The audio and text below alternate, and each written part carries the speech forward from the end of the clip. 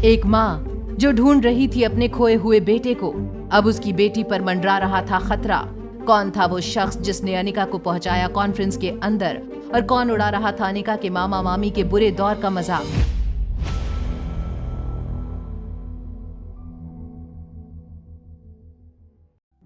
अनिका ने मुड़कर देखा तो पीछे डॉक्टर शालिनी खड़ी थी। Doctor Shalini black trouser, black blazer और ब्लैक सैंडल में बहुत ही एलिगेंट लग रही थी। वो किसी मॉडल से कम नहीं लगती थी। ड्यूटी से बाहर शालिनी काफी स्टाइलिश कपड़े पहनती थी। शालिनी ने मुस्कुराकर अनिका और किशन मामा से कहा, अगर आप लोग इनवाइटेड नहीं हो तो यहाँ पर सबका रास्ता रोककर आप हमारा टाइम वेस्ट कर रहे हो। क्या आप लोग प्लीज थोड़ा साइड में जाकर अपना कंफ्यूजन क्लियर कर सकते हैं? शालिनी ने अनिका को देखते ही पहचान लिया था, मगर वो उसे ना पहचानने का दिखावा कर रही थी। शालिनी को इस तरह बिहेव करते देख अनिका ने भी अपनी पहचान बताने की कोशिश नहीं की। किशन मामा के साथ बात करने के बाद शालिनी एंट्रेंस की तरफ थोड़ा सा आगे बढ़ी। फिर उसने पीछे मुड़कर किशन मामा को देखते हुए कहा, आप तो मिस्टर किशन मल्होत्रा हैं, राइट?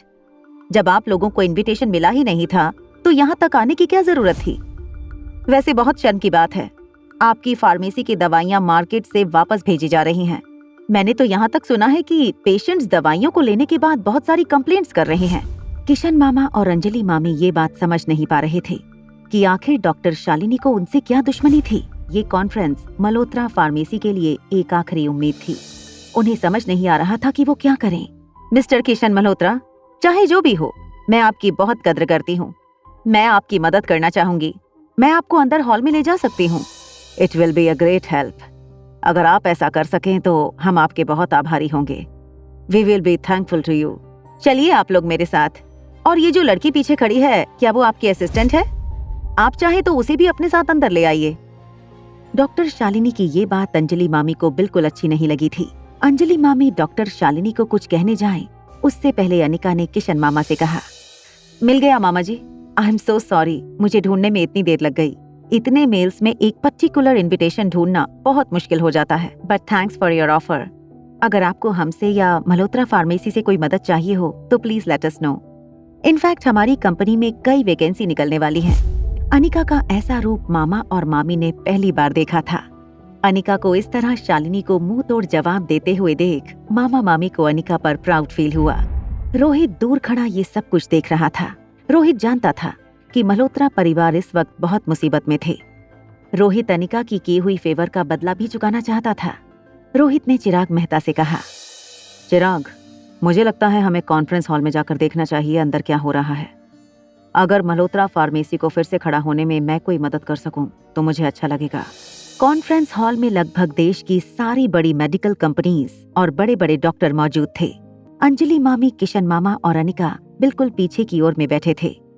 लोग बस किशन मामा को दूर से हाथ दिखा रहे थे।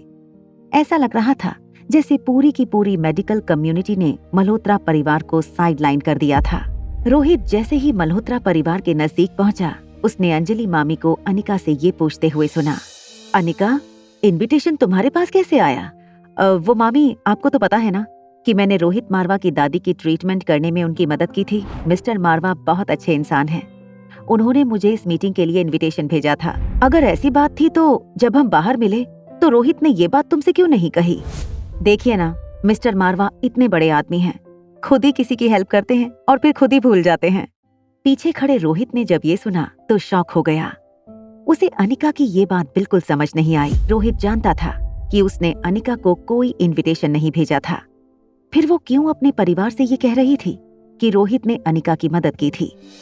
तभी अंजलि मामी की नजर पीछे से आते हुए रोहित पर पड़ी। अंजलि मामी ने रोहित की ओर हाथ बढ़ाते हुए कहा, thank you so much Rohit बेटा। तुमने जो अनिका को इनविटेशन भेजा था, आखिरकार उसकी वजह से हमें अंदर एंट्री मिली।